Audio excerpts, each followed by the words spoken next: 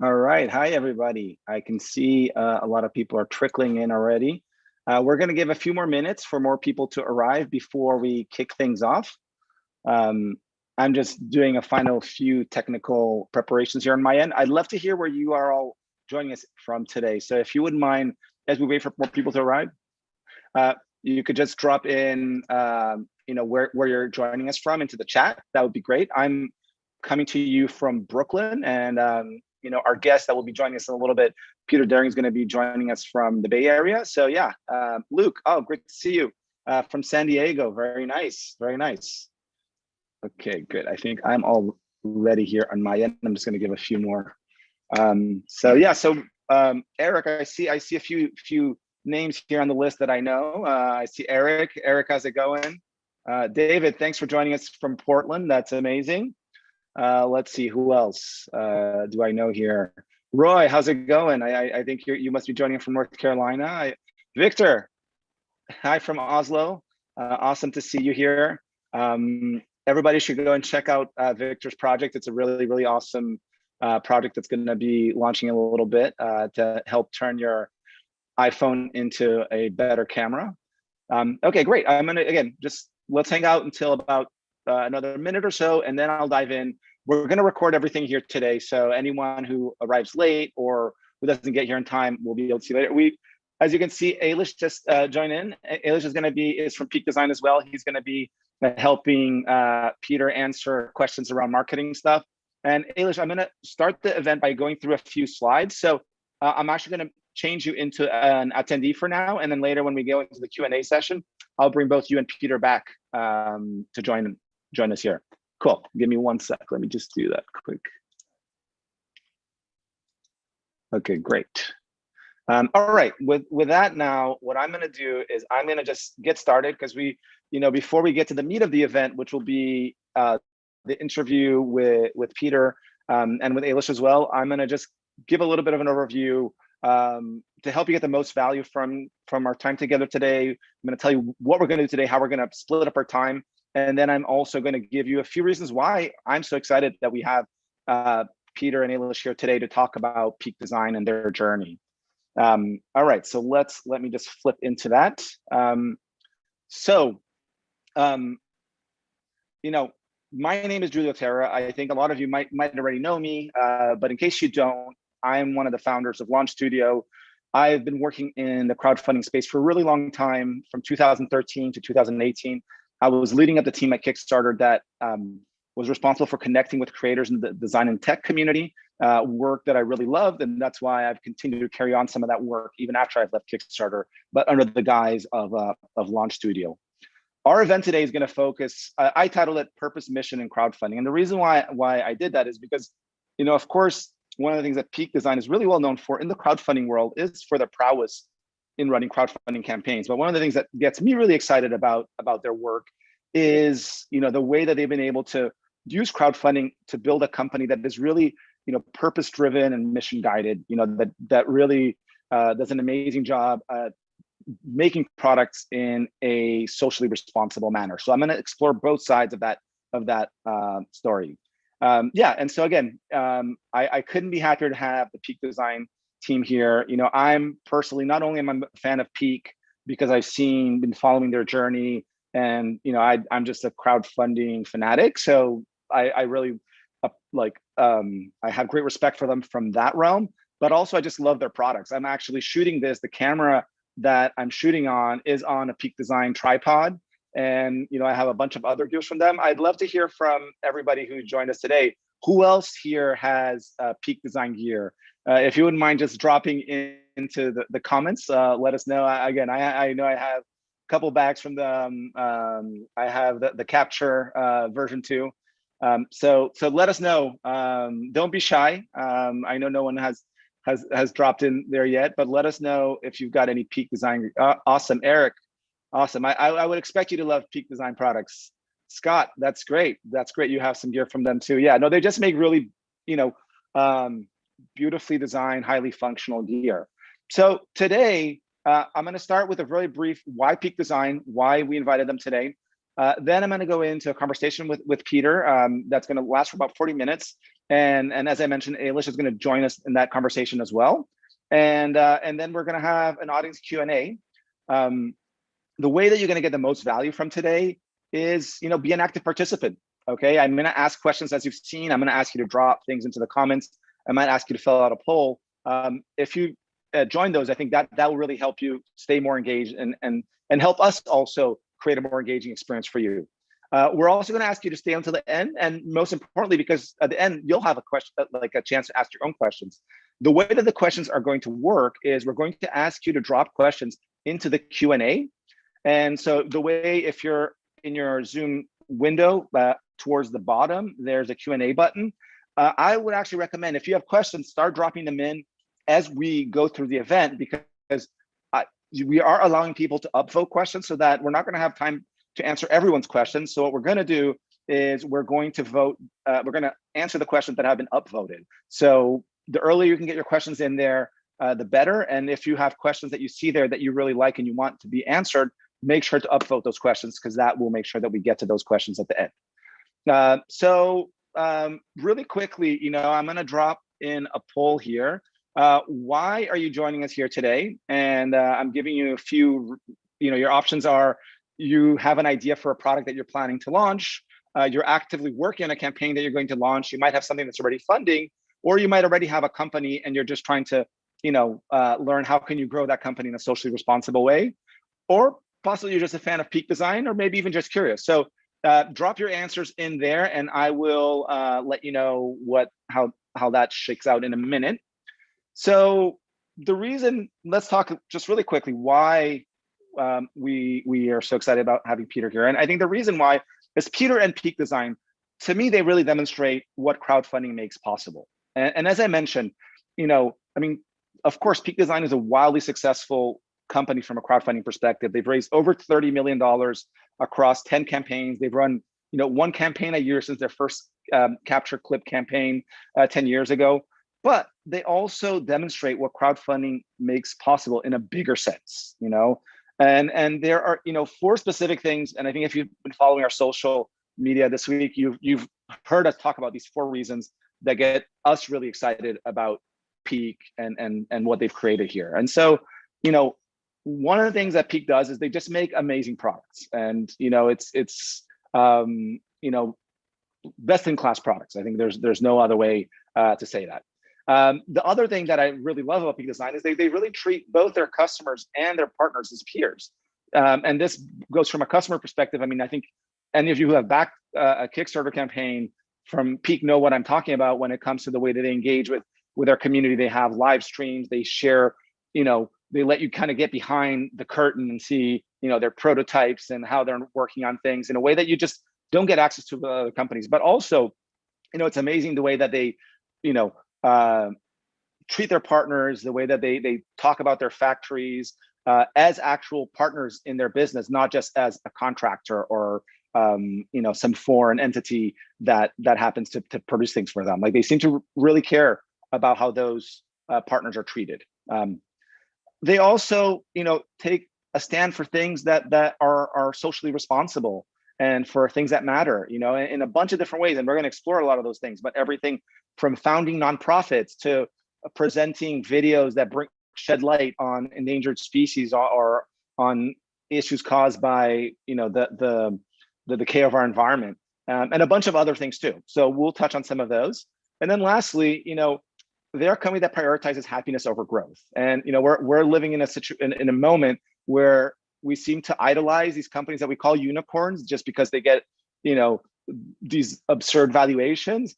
And that we don't seem to idolize as much companies that are amazing place to work and that value the happiness, not just of their CEOs, but also of the people who work there. And that's something that I know that Kickstarter, company that I used to work in, strives for that too. I think there's been some public ways that Kickstarter has failed on that, but it's something that they strive for, and I think in a really earnest way. And I think it's something that's really important and that matters. So with all that, I'm going to bring both Peter and Elish in here with me so that we can really start the interview section of this event. So just so we can, spend as much time as possible getting a chance to talk to them and have them share about Peak and so forth. So I'm just, Peter will be joining here in 1 second. And now let me get Elish here as well. Awesome, there we go. I see Peter. Welcome, Peter. Good to see you. Elish, welcome back. All right, okay, guys. So I think where I want to start today is really start talking about high level stuff. So we'll get to the crowdfunding specific stuff towards the second half of our conversation.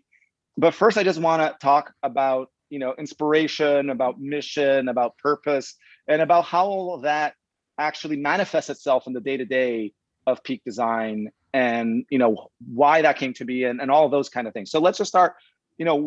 Peter, why did you start Peak Design? And were you from the beginning having aspirations of creating the company that Peak has become, or did you start it kind of more with a smaller focus, and it's just something that kind of you've rode this wave to evolve it to the place that it currently is?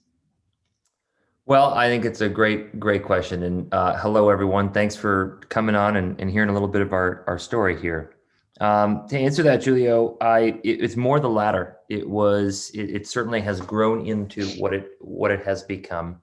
But the inspiration to start in the first place was very pure and kind of really remains to this day. I simply wanted a better life for myself, a more interesting life for myself, and a life where I was the boss of my time. That's what I really care about in this world. And I kind of got that idea from, first, I think you need to know the other side of it. And I was a civil engineering major in school. I went into work in the construction field, and construction is, I love construction. I mean, I built 3 buildings and an energy infrastructure project in my 4 years in the construction industry. And it was thrilling, man, like to, use massive equipment, tons of energy inputs, and really like construct the facilities that we all depend on every day for our standard of living. I loved that job, but I hated the fact that when I showed up at 7:05, which is all too frequent, it earned me the nickname Part-Time Pete. And, moreover, you're supposed to, it's kind of like the way to the top in construction is just who can grind the hardest, the longest. And as the career moves on, it's just more and more responsibility, and it's a 7 a.m. to 7 p.m. job. Maybe you get some Fridays off, and maybe there's a few weeks of vacation. I did myself the service of requesting a leave of absence after my first project, which was kind of like, you've been here 19 months, you want a leave of absence, And yes, that's a bit egregious, I suppose, but I think I was good enough at the job where they let me go.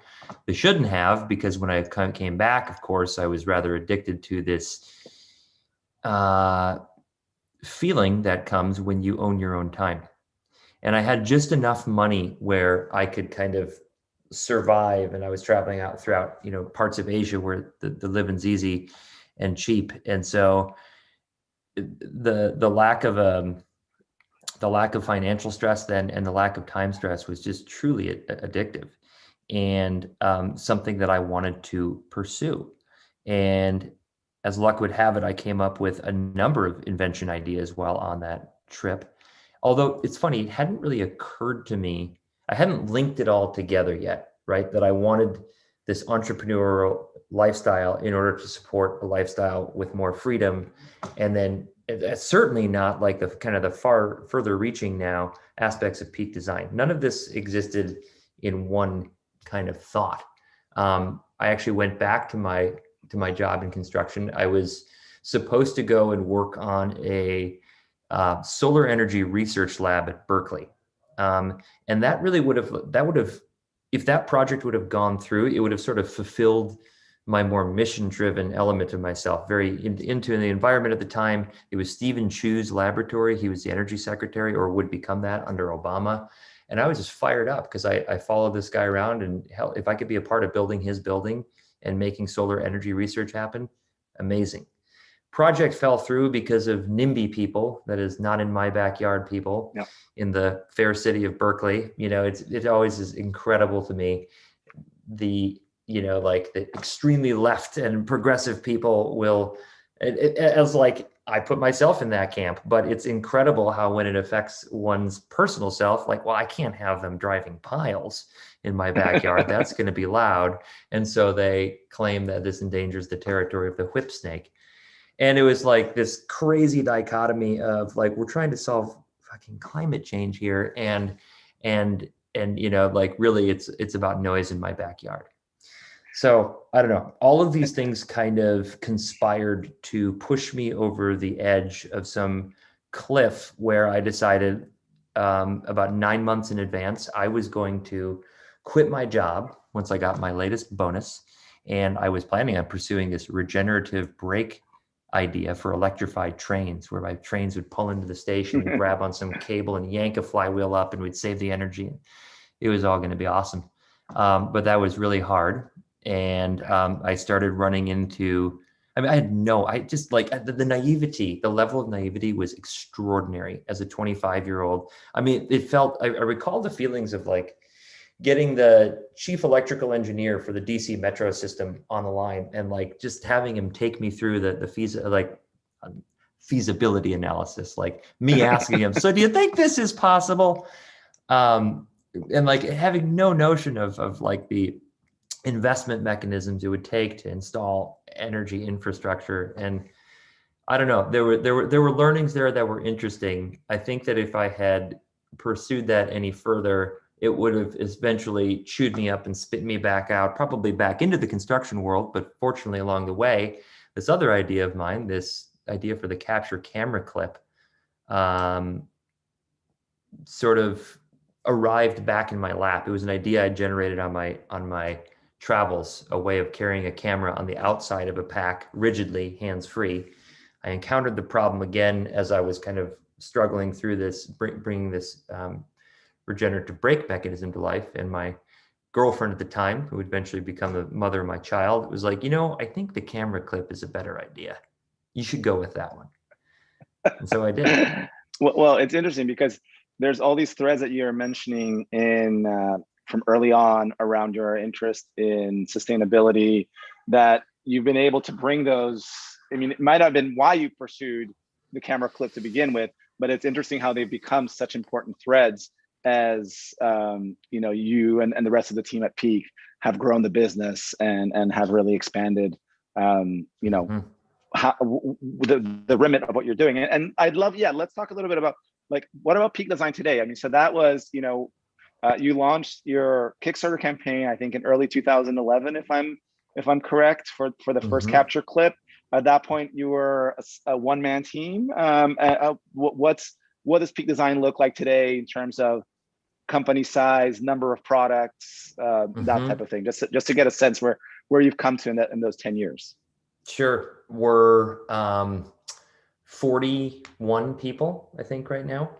And we're decreasingly based in San Francisco, it seems. We're my main man, Elish, there, moved out to New York more permanently. We've got some in Austin. We've got some in Tahoe, some in Ojai, a couple in the UK.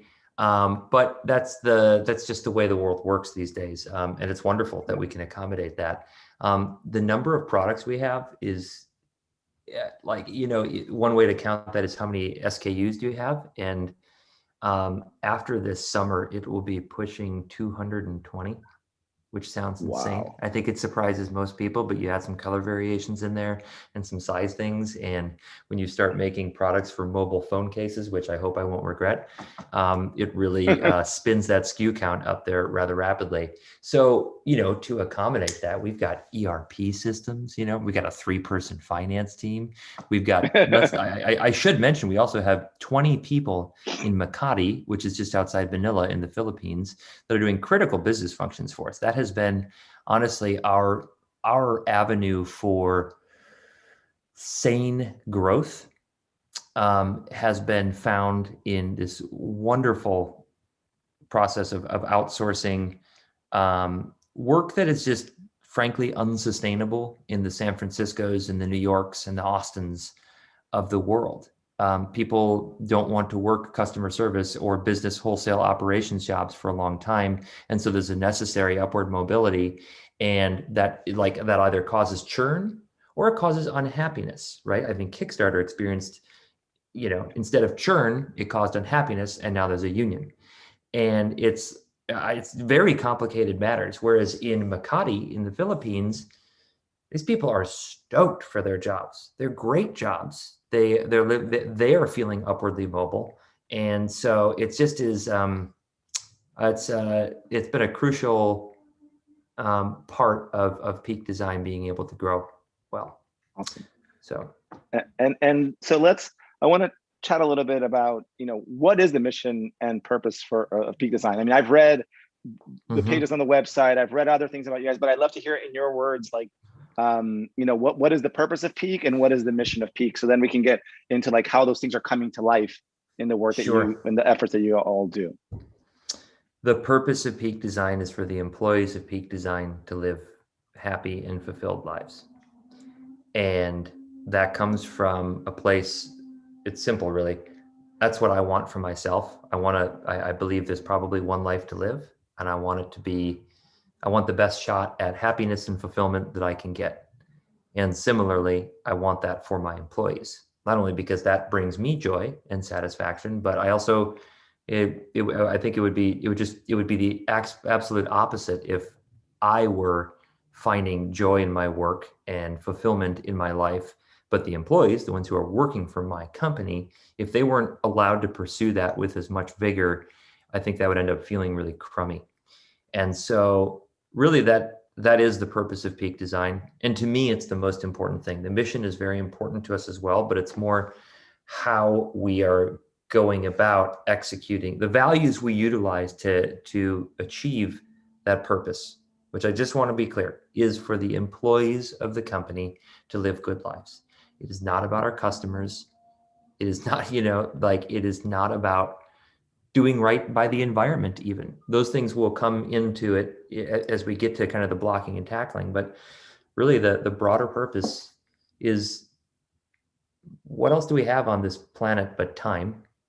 And how, it strikes me that the most important thing we can do is try to spend that time as wisely as possible. So yeah, that's a very untraditional purpose. I mean, I love it. I think it's great. I think it's very inspirational. But I think the fact that it's so untraditional is one of the things that makes it so inspirational. And I'd love to now, let's talk about the mission a little bit, and let's talk about what's the relationship between the mission and the purpose. Is it kind of like the mission is what gives like the team of Peak Design, what keeps them excited about coming into the office, and what it's all about? Totally. How do you guys frame all that? It was almost a little bit retrospective. Like, it's like, okay, well, great that you want us to be happy and fulfilled, but what are the things that make us happy and fulfilled, at least professionally? And I think that's where you get to the points of the mission. And so making the best things, this is not only for our, very talented group of designers and engineers, and then also marketers, but if you make the best things, I mean, the company just runs itself. It is all about the products. We make a tripod that you're going to be very hard pressed to argue that this is not the best tripod in the world, for its type, at least for a travel tripod. It simply is, because we looked at all the other ones and we have real innovation, and we're honest with ourselves when we encounter bits of real innovation versus gimmick and pomp and circumstance. We pride ourselves in being able to discern the genuine difference between those things. So it's the most important thing because it is the most important determinant of our success. If we make the best products, we don't have to worry about, Elish might scoff at this, but it's like, cost of acquisition of customers becomes almost like an afterthought. Like, it's a fine tuning metric. It's not the main thing we're concerned with. You make the best product, the rest will come along. Succeeding at the expense of nobody. Or Julia, did you wish to lean into that? No. I was actually going to be like, yeah, and I think making the best product is so clear that it's like a core foundation. But then, like, the next kind of, I think, parts of your mission kind of expand to the things beyond just the product focus. So I was actually going to push you towards the other parts of it. Sure. You don't need to go through all of them, but just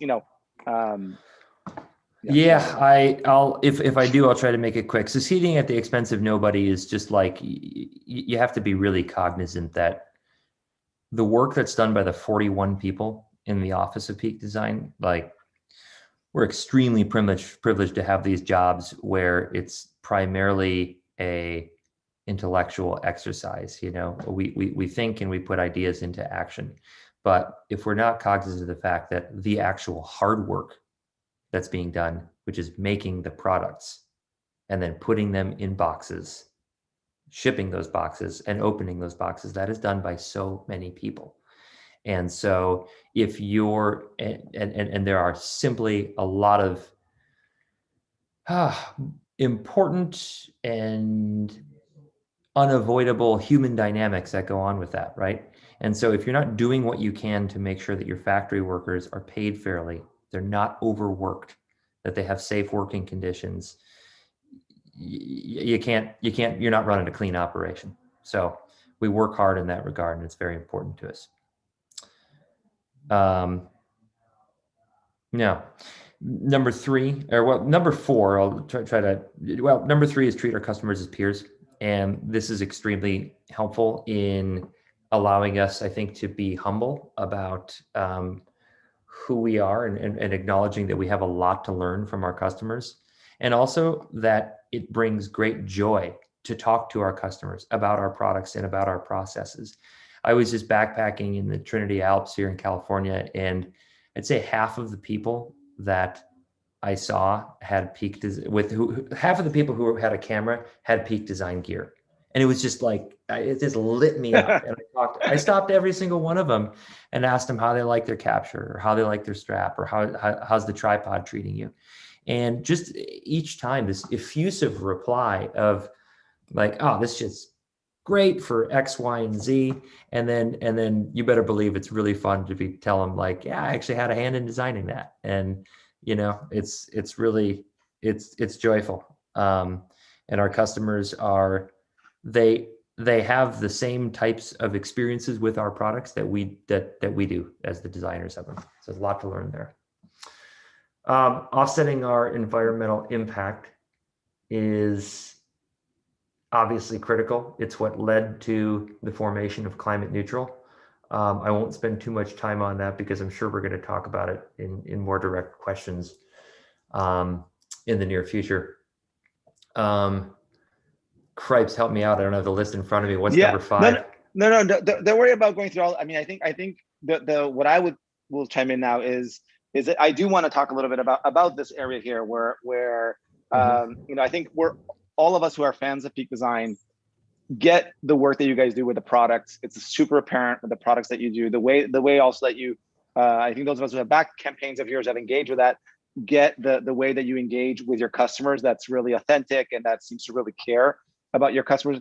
But I think the one area that I think for some people that might not be as big fans of Peak don't know is this area around the way you guys take a stand for things, the way, take a stand for companies being carbon neutral and be very public about that. I know you guys take a stand about a lot of things. I mean, I think that's the one that I want to talk about most, only because that's something that I would love to see more companies from our program to think about that, but more companies in more startups in general that I talk to all the time to think about what it means to be carbon neutral and to start thinking about those things from early on in their journey. I've even gotten, like, I think one question, why don't I actually ask you one question from one of our members, which was like, how, as a small company that's starting out, like, what tip would you give them that they can start living these values? Like, is there, I mean, some of them might be around engaging with some organization or institutions. It might be around just understanding potentially how much easier it is to be carbon neutral than most people think. Like, what would be the advice what's the advice you give to kind of small companies that come to you and like, how can I start, you know, moving in that direction of being more sustainable? Well, so there's a couple, We could talk about carbon neutrality specifically, but there's also a great question out there, and I didn't know if you're headed there, about like, when do you start making the goal of creating happy lives for your employees? And that's a super good question I want to get to. But with respect to carbon neutrality and sustainability, a lot of it comes, maybe I can make it kind of brief. There's so much talk about the different ways that we can be sustainable, and so many of them we know we've incorporated them into our lives for a long time in all sorts of different ways. I have come to a fairly stark opinion that for the time being, the only thing that really matters in this world is our ability to transition away from fossil fuels as quickly as possible, or to draw down the carbon count in the air. Yeah. And I was just reading something about Arc'teryx and their focus on circular products and the whole notion of the circular economy, which is, of course, that's appealing. Of course, that's wonderful. But in the quest for a circular economy, at each stage, the actual question of importance you need to be asking yourself is, what is the energy that it takes to transform a product from raw material into usable material, back down into something that is then again usable for recycling, and then back into the product cycle? This is the question. How much energy, and where did that energy come from? The fact that it can do that is almost irrelevant. And because of all the problems that we have here, raw material extraction, in terms of the things that things are principally made out of, the plastics, metals, woods, papers of the world, like we're actually not running out of these things. We don't have a problem with that. These things are not existential to our way of life or to biodiversity. The only thing that really is carbon. It all ladders up to carbon. And so if you're not, and no matter how big or small your business is, it has an impact. And you as an individual, because we live in this world, the system of the world depends on energy right now. If you're not doing something to counteract the negative effects of that energy, then you are part of the problem. And even if you are, we're still always a part of the problem. And the goal is that we need to be pumping our dollars, our investment, our time toward carbon mitigation. And so the simple answer to your question of what can we do as a small business to get on the right path vis-a-vis sustainability, it is pay your fair share with respect to mitigating your carbon. That's how I feel. No, I think that's great. And I think that's, in some ways, from what I've read and from what I've seen, even from the climate neutral work, it seems that it's also not something that is so daunting for you to start thinking about, even when you're small and you're starting out. It's something that's actually something that is somewhat manageable. And why don't we actually, I know we are going to do the full Q&A later, but to your point, I think that question caught your eye, which is very much around this purpose and mission area, which was the question from Yvonne about at what point in your business were you able to start working towards making like the happiness of your employees, like the purpose of your company? Like, how did that come about for Peak Design, and when did that become something really important? So that was there from the very get-go. That was there from day one, even when it was just me to when it was just me and Adam. And I did something where I hired one of my best friends right out of the gate, this guy Adam Saraceno, who runs our marketing today. And I stuck with that trend of trying to hire people that I wanted to spend time with, so that when you do that, work isn't work. And you might be crushing through spreadsheets and things like that, but it's fun when you enjoy the people that you're surrounded by. And so I think that you can and really should inject that from the very get-go into your business if you want it to be there.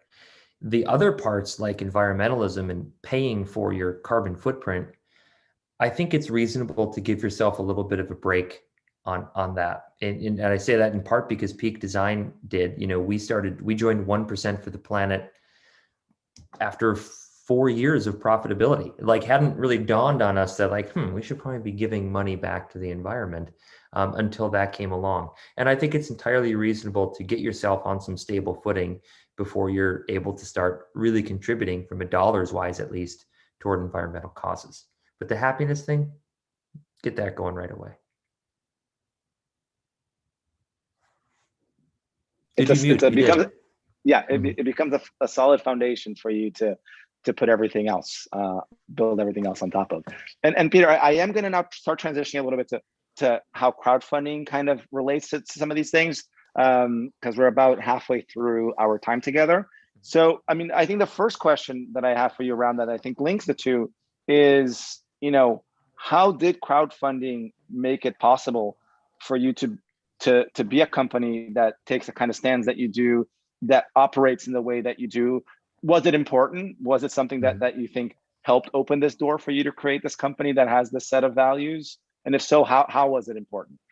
Crowdfunding has been the key to running a business without having to give up ownership, actually, and that is very meaningful. Now, the reason that Peak Design was able to do this is because we started small. We started with a product that I could bring to market myself, the capture camera clip. If we had tried to start with this product and like this was the original idea, probably would have taken investment, because this took multiple engineers, multiple years in order to bring into the world. And so I think a lot of businesses start appropriately small, and then they are able to grow in time. And that's what Peak Design has done. And what crowdfunding does is it just changes the dynamic of when you get paid for something. You get paid when it's still, that much closer to idea phase as opposed to finished product phase. And you will learn very quickly as you go through, the business 101, which is starting a company, just how important cash flow is. And so I hate to break it down to that aspect of crowdfunding, because there is so much that is good in terms of community building, and like just generating followers of people who believe in something greater than just the product that they're going to receive. All those things are true, but so much of it really has to do with the difference in when you get paid. It's very unromantic, but like there's some unvarnished truth to that. That's great. And is that, now you've already established a thriving company. Why is this cash flow the main reason why you continue to do crowdfunding? And even if it's the main reason, like what are some other benefits that, today you guys have launched, 10 campaigns, but many more products. A lot of your campaigns launch multiple products simultaneously. So Sure. Why does it continue to be your preferred method of launching, at least your flagship products? Sure. Actually, so many reasons.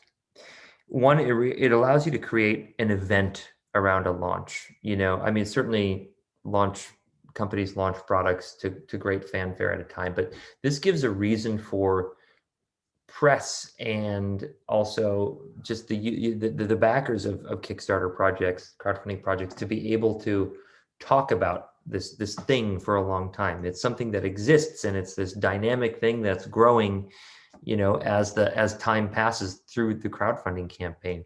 It allows you to interact with the eventual customers of this product before it's complete. Inevitably, there are decisions that are not yet made that the crowd can really help you better understand. The amount of really pinpoint data we get in user preference is extremely important. You've got this willing group of customers who will answer these tricky questions, which are otherwise kind of relegated to just guesswork. And so it's an unbelievable amount of reasons to utilize a crowdfunding campaign. Even well into having a profitable company, we continue to do it. It's actually very true that at this point, cash flow is not the reason that we crowdfund. It's all those other reasons. So perhaps I even go back on saying that cash flow is the most important thing. It's just one thing in a litany of good things. Yeah, no, I think I can see how for the small companies, cash flow, and I know a lot of them. I actually did a poll recently about why do a bunch of different people in our community, some creators that I know, crowdfund, and cash flow was, I think, tied number one for with customers, connecting with your first customers. Are there any specific types of challenges that you guys find that you encounter with crowdfunding that you've had to learn to deal with? Are there any? I think that it is always, I think that there's always a finesse of when you deliver the products vis-a-vis also especially once you have distribution set up, and like versus when you're selling them online, or kind of when the products go live. And I think it's also, the further you are away from having a completed product rolling off a manufacturing line, the more unknown you have in that window of what it's going to be like to bring that product to market. And you can see even in our 10th campaign, obviously we have more experience at this point than we've ever had, but we're experiencing the longest delay that we ever projected. And we thought we padded the shit out of this thing. And it has been, this is just a very big challenge with crowdfunding. The thing's not done and you're making a prediction about when it's going to be done. And that's hard. Yeah, that's something I think no matter how ready you think you are, until it's coming out of the production line, it's sometimes hard to assess what roadblocks can come in the way. But actually, this kind of transitions into the next thing I want to talk about, which is, how does Peak prepare for launching projects? I mean, at a high level, you don't, of course, but even, and I think the first part of that question was actually like, how do you know when you're ready to go? Like how far do you try to take your product to before you start the machine of like, let's go live? That's a great question. And I think it's been different every single time, because there will be, sometimes it's just literal like dates on the calendar. You're trying to find the perfect window between other events or things like the holidays or Chinese New Year, or in our case now, the launch of Apple iPhones or a season that's coming up. Those aspects will come into play. And then those are always mixed with, well, when do we have samples of products that are good enough for this to be on film and on camera? And even that is a challenge because it's never the final product that's showing up. So yeah, it is straight up hard to know how to predict Kickstarter scheduling, but it firms up, and within a week of launch, you'll know whether you're ready or not. And how, I know you guys are often developing products for years before they launch. I assume it depends on the complexity of the product, but how long do you start getting the machine going to prepare for a launch, usually before you go live? Is not from a product development standpoint, but from a marketing standpoint. Are you talking a couple months? Are you talking 6 months? Let me ask that question to Elish, because he's far more involved at this point on the marketing side of things. Elish, how long would you say that preparation? When does it start? Just the marketing? Yeah, just getting all that, starting to even, starting to plan your marketing, even, like when you start doing all of that. To Pete's point, it kind of starts in that part of product development, but certainly about 6 months ahead of time, we start thinking about it. But then like the real crunch, I would say, comes in about 3 months prior, because we definitely spend a lot of time on the video and the portrayal of the product to make sure we get that dialed. And then for me, when it comes to like influencers and stuff like that, that certainly starts between 4 and 3 months out as well. You just you got to get all the fires stoked leading up, just so people get excited about it and get the teasing going as well.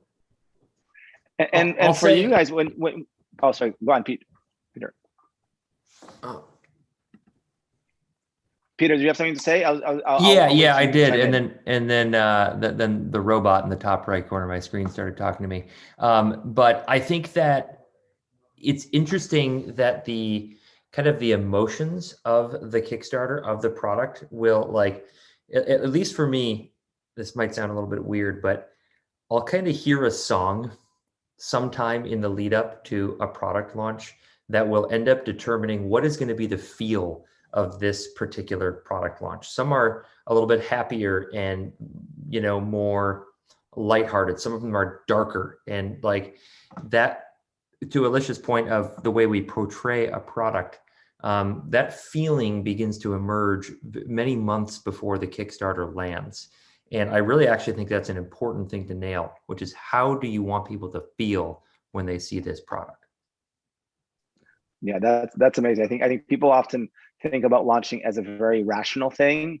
Like, I'm going to tell people all these rational things about my product, and they're going to make a rational decision about it. But I think anyone with marketing experience, and I think you with just kind of your experience in general, running Peak, knows that a lot of it is about feel, like getting people emotionally connected to the product in order to be able to get them to really want it, and then they can do all the rational things they need to do to justify getting it. But right. The other question that I had around this stuff is, when you guys launched, what approach do you usually take? I know you guys already have a big community, so I think you have a little more freedom. Do you wait until the last minute and do a reveal of the new product? Do you kind of seed it out beforehand that you're working on something new, something is coming, and so that way you kind of build that buzz? Like, how do you guys manage that part of the launch? I think, Elish, we're sending it over to you. Yeah. We definitely do a lot of seeding, especially when it comes to PR and influencers. Like, we want not just customers to be stoked about this, but we want partners that, anybody that's touting this to be stoked about it as well. I think Pete has said this, and we live by this, is that we don't just send this out to anybody to promote. Like, if they, we send it out to everybody, there's honest reviews on it, but the people that we really bring into this to evangelize are stoked on the product. They're users of the product, and that's a part of it, like getting them involved early and often. But we do wait until the day of launch to publicize it outside of that. We like to do kind of like a full tidal wave type of approach to it. And I really do recommend this in the sense that it creates this feeling of everywhere at the same time of the product. And it kind of, I would say, multiplies the effect of the marketing that you do. So on day one of a Kickstarter, what PR will hit, our advertising will hit, the YouTube reviews will hit. And you can't control when everybody's going to talk about it, but you try your best. And I think it's been really effective for us. Yeah, and I think that's a great approach. I do think, though, first-time creators often have the challenge of getting the reach that you guys have. I think you guys have built relationships, you've built trust. I think if you can do it the way you guys definitely show, I think there's a few other companies that I know, like Artiphone, that have used crowdfunding a lot, that are able to really nail this in an amazing way. And I do see sometimes, though, first-time creators, they just getting their products into the hand of influencers and press in the way that you guys are able to can be a little challenging. The one question that I do want to ask you, Elish, around from campaign to campaign is, like, how important are your existing backers or customers to the success of future campaigns? Do you have a sense of, like, what percentage of backers for most campaigns are repeat backers? I know you guys have a huge amount of fans. Like, how important is that fan base? Huge. Right now, when we send out surveys, an average Kickstarter backer or someone like on our email list owns 6 of our products. And so on any given Kickstarter, somewhere between, like, at least in the first couple of weeks, 25% to 30% of those are existing customers that are coming back because they know how good our products are, and that they know that they're going to expect this in their mailbox, within a certain amount of time after Kickstarter ends. So yeah, I mean, being in touch with your customers, we try to make sure that we give updates as often as we have something to say and keep everybody in the loop. Pete and the team get on live hangouts during the campaign. And yeah, it's really important to keep your customers engaged along the way. And that way you get to tap on them when you have another product to launch. Yeah, I think it is really awesome. You know, I think you guys were the first creators that I know of who started doing the live streams with backers. And it was awesome that I remember a lot of your live streams even had the feel of a party sometimes. You know, it was just like, it was and not just that you guys were having a beer and socializing, but even just the interactions with people who are tuning in. You know, I think there is a kind of connection you can have with somebody on a live stream that you know, you just can't have via text updates or even photos. And I think you guys have really tapped into that. The last, you know, question that I had before I open it up to our audience questions is around, you know, how do you successfully make the transition from crowdfunding to e-commerce and retail? Like, how has you know, how has that been? I mean, now you guys have a lot of distribution. You have your own retail shop, you have your e-commerce, and all that, you know, seems to be doing really well. Like, how did you start down that road? Did you guys start as a D2C only thing from the beginning? Did you guys go to and I don't know, Elish, if that's, you're the best one to answer that, or Peter, but I'll let either of you take that question. I think coming from the beginning is it's interesting to note that during crowdfunding caused us to be a wholesale business. You know, I received a bunch of offers from people in other countries saying, hey, I love this product, I want to distribute it in my country. And it was like, prepay? Okay, great, let's do it. And you know, and this was and it was born. One of the important things is having the margins that can support this type of thing. And so Peak Design was fortunate that with the very first product we had, it was so novel and so useful, and it didn't cost that much to make, such that the margins could support this. But you know, all things, it's not like we had a sophisticated wholesale dealer network in the beginning, not by a long shot. That thing grew in time as well. Generally speaking, I think that if you're pondering whether or not to do wholesale or not, I think that it's certainly been worth it for us. You're going to have a bigger, broader footing. It's hard though, and it takes a little bit more time. That's for sure. It takes a lot more time. It's running a whole nother business. But I tend to think it's worth it. Awesome. Add some fuel to that fire. I don't, times are changing, of course, you know, like even I think the D2C era, which has been the last few years, has been obviously very helpful for people to create businesses because they get to keep all that margin. But I don't think Peak Design is what it is today without the wholesale distribution that Pete kind of started with, because it depends on your product, right? We are a camera, or at the time we're camera only type of product, and people still went to a camera store. You still went to Best Buy. You still went to Circuit City at the time to buy a camera. And we needed to be in front of those people, especially internationally. It's still a mom and pop shop type of thing in Asia. And so that sort of visibility was only possible at the time with that sort of wholesale distribution. And then now it's still really, with our mobile product that's coming out later this fall, like I don't want to only compete against every single phone case that's on the internet right now. I do want to give people a good experience in store when someone's there. And we've got people like in REI or Best Buy who work at these stores and like, this is the best thing. This is what you need to have. And they truly believe it. And then they put it in your customer's hand. And all of it works together, because then hopefully that customer then comes and buys from Peak Design in the future because they had a good experience with it in the store. Again, it depends on your product, but like, man, it was so important for Peak Design to have done that from the get-go. No, that's awesome. That's awesome. And with that, I'm going to start going through our audience questions. We have a little bit less than 10 minutes. So it looks like we just have a few questions there. I'm going to start with the ones at the top that have at least one upvote, and then we'll work our way down. So I would just say for all the attendees, if you want to go take a look at the questions and upvote them, if there's any that you want to make sure that we get to in the next few minutes. So first off, how do you first approach press to promote the launch of your product? And that's a question from Celeste. Thank you, Celeste. Go ahead, Elish. Well, I mean, at the beginning, Pete, if you want to answer, we got. Sure. Yeah. First off, I mean, it's guerrilla, right? You've got to find the right people who are truly interested in it. Like you got to put yourself in their shoes and say, would I be interested in knowing about this? Because people are busy. They have a lot of different things coming at them. And generally speaking, my thought is the product itself does so much speaking for itself. You shouldn't have to sell people on this. Like, you shouldn't have to twist their arm or cajole. If it's the right product and you're talking to the right person, they're going to want to get it out there to their community.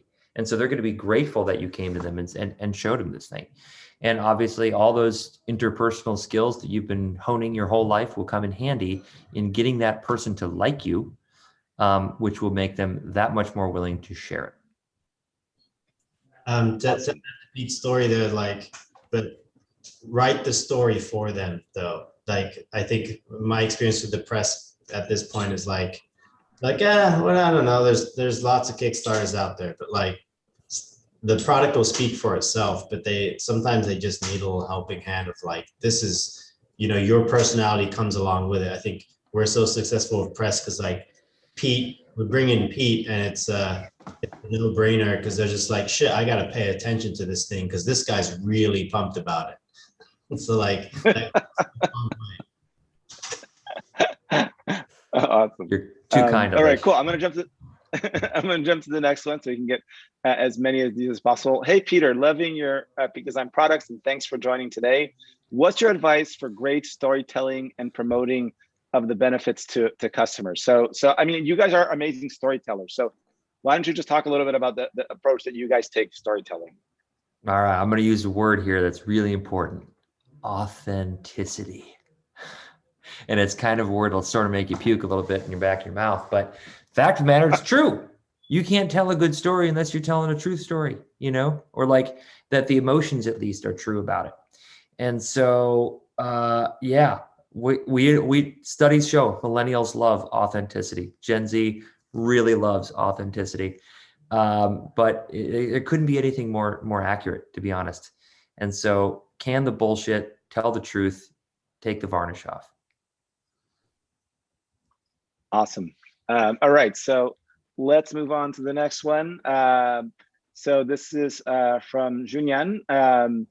Hey, Peter, thanks for sharing. 2 quick questions.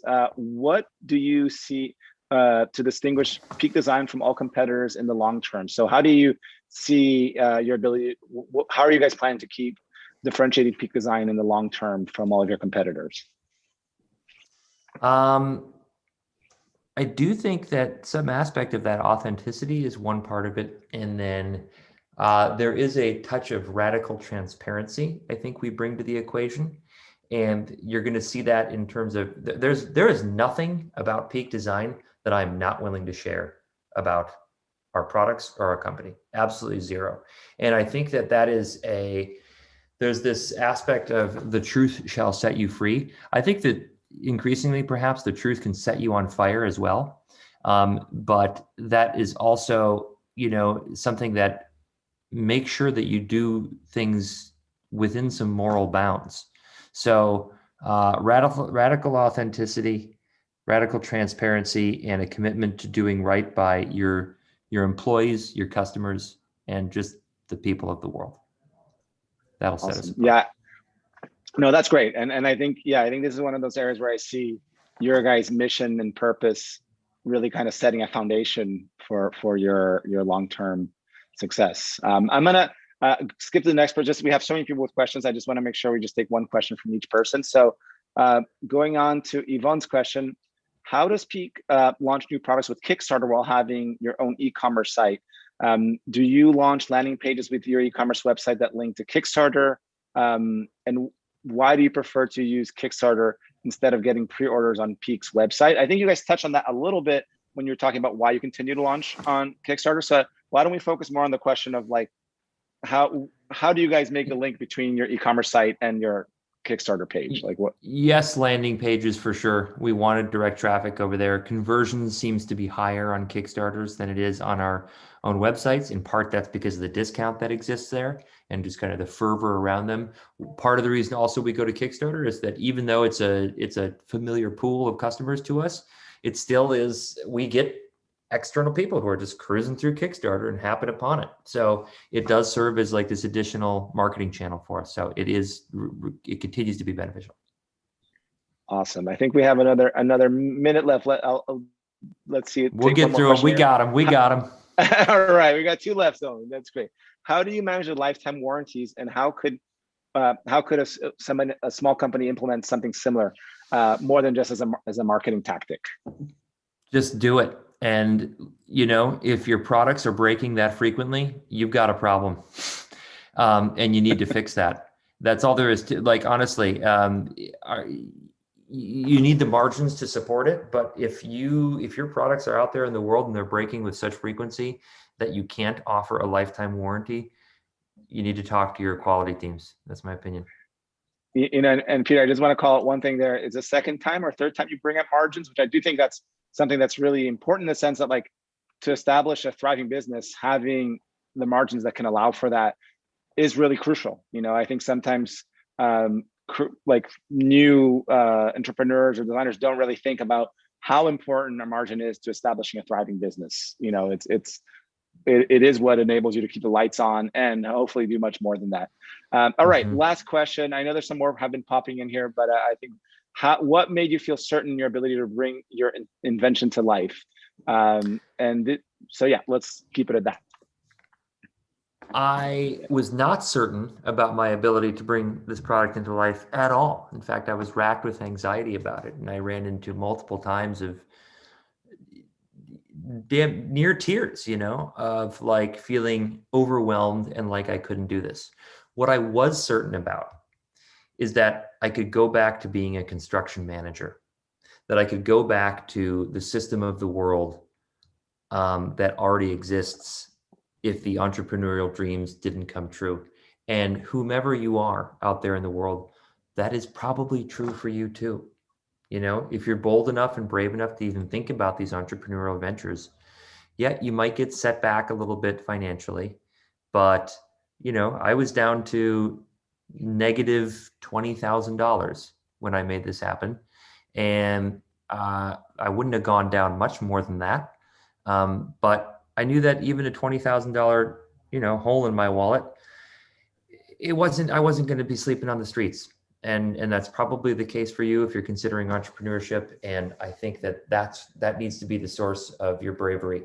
It'll be okay, whether it works or not.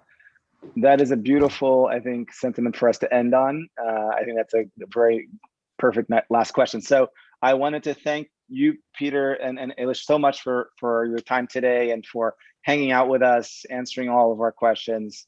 And we hope you keep on making amazing stuff. Right on. Thanks, everyone. Really appreciate your time. Take care. Yeah, and just to everyone who attended here today, yeah, we really appreciate your time. The last 2 things that I just wanted to share is we have an upcoming event on June 15th, where we're going to have the team from Nook here joining us for an event where we'll be talking about pre-campaign work to do if you're planning to launch a Kickstarter campaign. And if you have any feedback for us around how to make these events better, other topics you want us to cover, or other people you want us to talk to, send me an email, julio@launchstudio.com. We're planning one of these every month, and we're always looking for new ideas. And goodbye, everybody. Thanks for attending. We hope to see you next time.